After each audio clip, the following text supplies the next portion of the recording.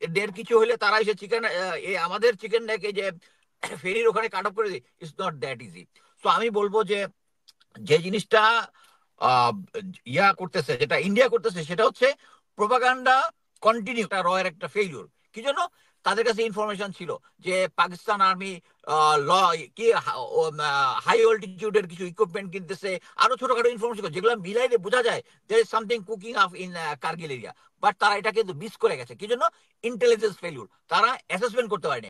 So এই জিনিসটাকে negotiate করার জন্য আহ, যদিও এখন বাংলাদেশ আর্মি নিয়ে সবাই অনেক কথাবার্তা বলে, বাট আমি একটা জিনিস বলতে পারি যে এই আর্মিটা একটা প্রফেশনাল আর্মি। আর্মিটাকে পলিউটেড করেছে এই আর্মির ভিতরে লাস্ট 16 বছর 17 বছরে, মানে 16 বছরে প্রফেশনাল অফিসারদেরকে খুব মিনিমাম নাম্বার প্রমোশন দিয়েছে। যারা হাসিনার কথায় উঠবে বসবে পা চাটবে তাদেরকে প্রমোশন দেওয়া হয়েছে, কিন্তু এর মধ্যে প্রফেশনাল অফিসার ছিল। এবং আমি এটা ফ্রিলি এখন আমি মনে করি এটা শেয়ার করাও আমাদের উচিত। সেটা হচ্ছে প্রেজেন্ট জিওসি যে 24 ডিভিশন আছে, major general Mushfiq, he is a very professional officer. এবং ও চট্টগ্রাম ডিভিশনে যাওয়ার পরে ফার্স্ট যে কাজটা করেছে, এই ফেনী ব্রিজ এবং এলাকা সে ইয়া করেছে, এবং এটার জন্য একটা ভয়াবল ডিফেন্স প্ল্যান তৈরি করেছে।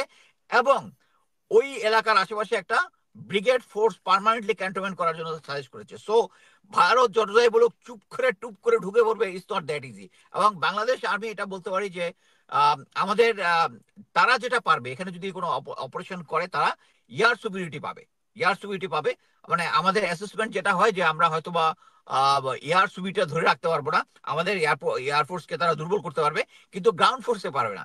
নেভিকে হয়তো বা পারবে, আমাদের গ্রাউন্ড ফোর্সে পারবে না, এটা ক্লিয়ার। সো ওরা যে জুজুর ভয়টা দেখায় যে ওরা চিকেন নেক আমরা যদি তিস্তা ব্যারেজকে চায়নার কাছে দিয়ে দিই, তিস্তার ওখানটা ম্যানেজমেন্টটা যদি দিয়ে দিই, তারা তাহলে চিকেন নেকটা চায়নার একটা কন্ট্রোলের মধ্যে কাছাকাছি চলে আসবে, তারা তখন এই যে চিরাঙের এই জিনিসটাকে দখল করবে। ইটস নট দ্যাট ইজি, মানে যেভাবে বলা হয় আমরা অলরেডি বাংলাদেশ আর্মি ওখানে ডিফেন্স স্ট্রং প্ল্যানিং করা হয়ে গেছে। এবং ওর কথা হচ্ছে এটা তো একটা ব্রিজ, তাই না?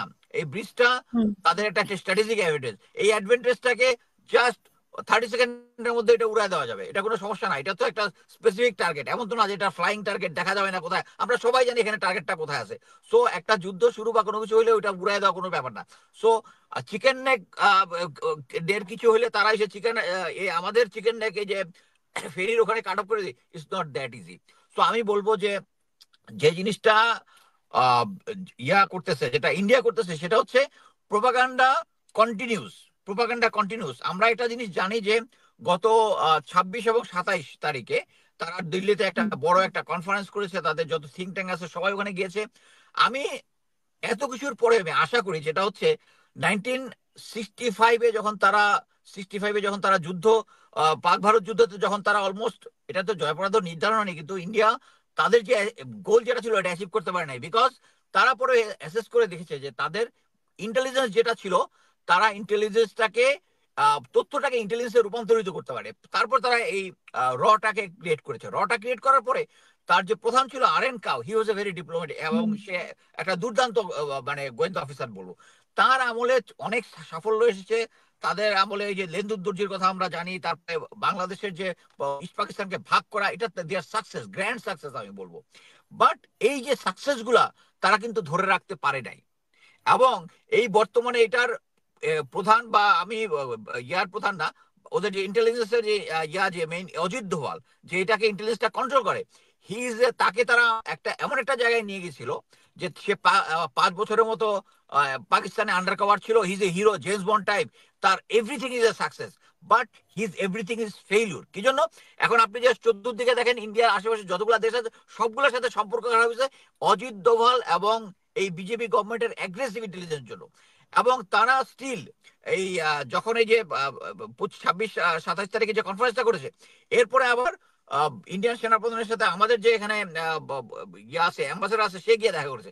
এবং এটা আবার প্রচার করেছে ইন্ডিয়ান মিডিয়া যে দ্বিপাক্ষীয় বৈঠক। এখানে তো দ্বিপাক্ষিক তো কিছু নাই, এখানে তো বাংলাদেশ জয়েন করে না, তারা নিজেদের মতো করে এটা নাম দিয়েছে, মানে এটা হচ্ছে প্রোপাগান্ডা। বাট আমি মনে করি যে এই আমরা যেটা করি নর্মালি, একটা ইন্টেলিজেন্স বা মিলিটারি কোনো একটা ফেলিউর হইলে এটা একটা কনফারেন্স হয়ে আমরা ফেলিউরটা কেন হইলো এটা বের করার চেষ্টা করি। যেমন 65-এর ওয়ারের পরে তারা ফেলিউরটা আইডেন্টিফাই করেছে, আইডেন্টিফাই করে র তৈরি করেছে। ইভেন ওরা যে এর আগে যে কার্গিল ওয়ার যেটা হয়েছে, এই কার্গিল ওয়ারও কিন্তু ওদের একটা রয়ের একটা ফেলিউর। কি জন্য? তাদের কাছে ইনফরমেশন ছিল যে পাকিস্তান আর্মি ল কি হাই অল্টিটিউডের কিছু ইকুইপমেন্ট কিনতেছে, আরো ছোটখাটো ইনফরমেশন যেগুলো মিলাইলে বোঝা যায় there is something cooking up in Kargil area. But তারা এটা কিন্তু মিস করে গেছে। কি জন্য? ইন্টেলিজেন্স ফেলিউর, তারা অ্যাসেসমেন্ট করতে পারেনি। ওইখান থেকেই কিন্তু তাদের ব্যর্থতা শুরু হয়েছে। এবং প্রতিটা দেশের সাথে তার যে ইন্টেলিজেন্স ফেলিউর, ফাইনাল ফেলিউর হচ্ছে বাংলাদেশের 5ই আগস্টের আন্দোলন। আমি দুটা ভিডিও শেয়ার করেছি যে 5 তারিখের পরে বাংলাদেশে যে সমস্ত ইন্ডিয়ান পুলিশ বাহিনীর সদস্য থেকে শুরু করে যারা হোস্টাইল ছিল তারা সরাসরি কিলিং অংশগ্রহণ করেছে এবং অন্যান্য কাজে অংশগ্রহণ করেছে, তাদেরকে লেফটেন্যান্ট জেনারেল মুজিব ক্যান্টনমেন্টের মধ্যে ভিতর স্বপ্নচূড়া 3 একটা জায়গার মধ্যে সব প্রায় 250 জনের মতো এখানে রেখেছে। সংখ্যাটা সম্ভবত 253। এবং আমি দুটো ভিডিও শেয়ার করেছি, ওখানে দেখবেন যে এদেরকে সেনাবাহিনীর গার্ডে তাদেরকে, তারপরে ইন্ডিয়া থেকে একটা প্লেন এসেছিল, এটা তো মিডিয়া নিউজ হয়েছে, তারপর এখান থেকে চলে গেছে। সো এই জিনিসগুলো হচ্ছে ওদের ফেলিউরের খেসারত হচ্ছে এই যে 253 জনকে ইমিডিয়েটলি। দেখেন আমরা বিপ্লব করেছি হাসিনা আগেস্টে, আমরা কি ইন্ডিয়ার আগেস্টে করেছি? ইন্ডিয়ার ভয় পাওয়ার কি ছিল? ইন্ডিয়ার তো ভয় পাওয়ার কোনো কিছু ছিল না। তারা জানে তারা কি করেছে, ওই জন্য তারা।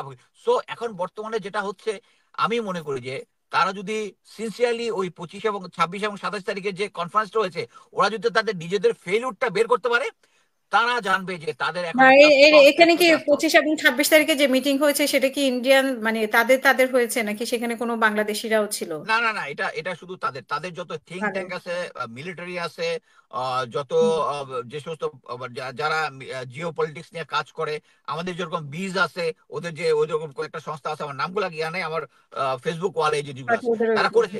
আমি আশা করি তারা যদি এখন ওই, এখন সময় এসছে যে তাদের এই যে কন্টিনিউয়াস ফেলিউর গুলো অ্যাসেসমেন্ট করে তাদের একটা সফট অ্যাপ্রোচে যাওয়া, কিন্তু তারা এটা যাচ্ছে না। আমি প্রফেসর ইউনূসের ইন্ডিয়ার কাছে আগে সাক্ষাৎ করার জিনিসটাকে আমরা আমি এভাবে দেখতে চাই যে ঠিক আছে, এত কিছুর পরে আমরা এখন ডিপ্লোম্যাটিক একটা সুপিরিয়র অ্যাডভান্টেজিয়াস পজিশনে আছি। সো অ্যাডভান্টেজিয়াস পজিশনের থেকে ইন্ডিয়া এখন ডিসাইড করতেছে আমাদের সাথে তাদের সম্পর্কটা কেমন হবে। এই সময় আমি মনে করি যে প্রফেসর নিউজ আগ বাড়িয়ে বলেছে, এটা ভালো করেছে, তারা ডিনাই করেছে, ফাইন। বাট আমার কাছে যেটা মনে হয় এই বিমস্টেকে যে সাইডলাইন যেটা হবে, তারা ওই যে জিনিসটা বলতেছে তাদের ডিপ্লোমেসি হচ্ছে আমি যেটা করবো শুধু না, এটা সারা দুনিয়াকে দেখাইতে হবে যে আমরা প্রফেসর ইউনূসকে পাত্তা দিই নাই। এটা হচ্ছে ওদের এই ইগোটা, কিন্তু আমেরিকার মধ্যে নাই, আমেরিকার হুম। মধ্যে নেই, ওয়েস্টের কোনো দেশগুলোর মধ্যে নাই। সো আমি মনে করি, আমার মনে হয় হয়তোবা তারা এই সবকিছুতে একটা রিফাইন্ড আছে বাংলাদেশের ক্ষেত্রে একটা সফট অ্যাপ্রোচ তৈরি করবে বলে, যদি তারা নিজেদের ভালো চায়। আদারওয়াইজ এই বাংলাদেশ ভারত সম্পর্কের জন্য আমি এখন পর্যন্ত দেখতেছি ইন্ডিয়া সবচেয়ে বেশি ক্ষতিগ্রস্ত হচ্ছে। ধন্যবাদ।